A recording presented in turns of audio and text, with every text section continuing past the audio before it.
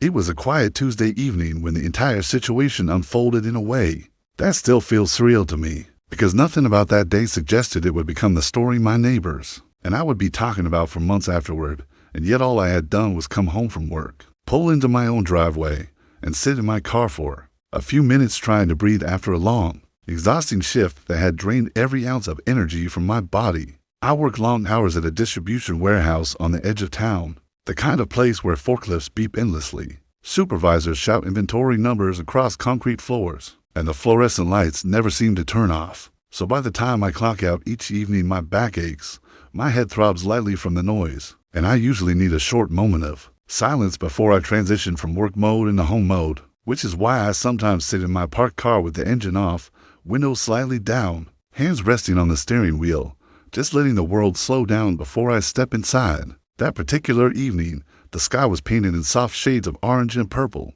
Kids were riding their bikes up and down the street. Someone nearby was grilling because I could smell charcoal in the air, and everything about the neighborhood felt calm and ordinary, which is exactly why I didn't think twice about leaning my seat back a little and scrolling through my phone while enjoying the quiet comfort of being home. I live in the same house my parents bought more than 20 years ago, a modest place with a slightly cracked driveway and an old basketball hoop leaning over the garage. And after my parents moved to another state for retirement, I took over the mortgage, fixed what I could afford to fix, and continued building my life in the same space where I grew up, playing in the yard and shoveling snow for neighbors during winter. Most of the neighbors have known me since I was a teenager, except for one relatively new addition to the street, a woman named Linda, who moved into the house directly across from mine about a year ago. And although her actual name is Linda, almost everyone on the block privately refers to her as Karen because she has a reputation for calling out minor issues, measuring lawns with her eyes, reporting trash cans left out slightly too long, and once even knocking on my door at 6:30 in the evening to complain that my music was vibrating her windows when it was barely louder than normal conversation. We have never had a friendly relationship, but we have also never had a serious confrontation. So when I noticed her standing on her porch that evening with her arms crossed, staring directly at my car while I sat inside it, I simply ignored her because I assumed she was just being her usual observant self and that eventually she would go back inside. Several minutes passed, and I barely paid attention until I saw her lift her phone and hold it up in a way that looked deliberate rather than casual, which made me slightly uncomfortable, but not enough to change what I was doing, because I was parked in my own driveway in front of my own garage at the address printed on my driver's license, and there was absolutely nothing suspicious about that. What I did not expect, however, was to see a police cruiser turn onto our street roughly 5 minutes later,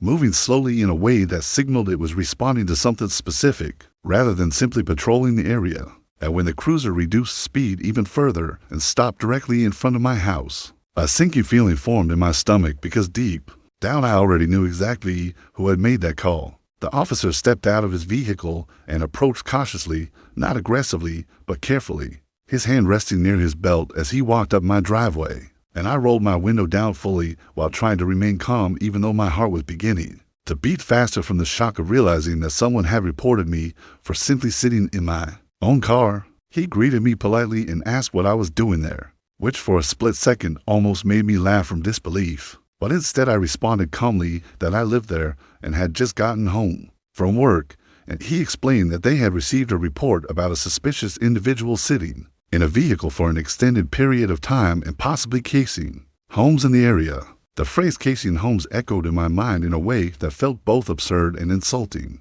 because the house directly behind me was mine, the car I was sitting in was registered to my name, and the driveway beneath my tires had oil stains left from my father's old truck decades earlier. Yet somehow my mere presence had been interpreted as a threat. I handed him my driver's license when he asked for identification, and he studied the address, compared it with the house behind me, then looked back at me with an expression that suggested he was already realizing the situation for what it was. And after a brief pause, he nodded and said that everything checked out and that I was not doing anything illegal. Before he left, I couldn't help asking what exactly had been reported, and he told me that a neighbor had described a strange man loitering in a vehicle and watching houses, which would have been almost comical if it weren't so frustrating. And I told him respectfully that the strange man paid the mortgage there and had grown up on that street. To his credit, The officer maintained professionalism while also appearing slightly embarrassed on behalf of whoever had called, and instead of immediately driving away, he walked across the street to speak with Linda, who was still standing on her porch watching the entire interaction unfold as though she were waiting for validation. From where I sat, I couldn't hear every word of their conversation, but I saw her gesturing animatedly while the officer pointed toward my house, then toward my mailbox with my last name clearly printed on it, and after about a minute he returned to his cruiser and drove away, leaving behind a silence that felt heavier than it should have been. I stepped out of my car slowly, locked it with a loud beep, and called out to her that she could have simply asked me if she had concerns, because escalating directly to law enforcement over something so minor created unnecessary tension in a neighborhood that had always been peaceful. She responded defensively that she was protecting the neighborhood, and that one could never be too careful these days. And while I understood the importance of safety, I also understood the difference between vigilance and paranoia. And I told her calmly that calling the police on someone sitting in his own driveway crossed that line. She did not apologize, nor did she fully acknowledge the absurdity of the situation. And instead she simply retreated into her house with a dismissive remark about now knowing for sure, which left me standing there feeling a mixture of disbelief, frustration, and a strange sense of sadness. What lingered most was not anger, but the unsettling realization that in the place I had always considered home, someone could look at me and assume I did not belong, despite my history there, despite my connection to the community, and despite the fact that my entire life had unfolded on that very street. The following day I learned from another neighbor, Carlos, that this was not an isolated incident and that she had previously called authorities on his cousin for washing the car and on teenagers for walking too slowly past her house, which revealed a pattern that had less to do with genuine safety concerns and more to do with an exaggerated need for control. Over time, the neighborhood grew more aware of these patterns, and small conversations at mailboxes turned into shared stories of overreactions,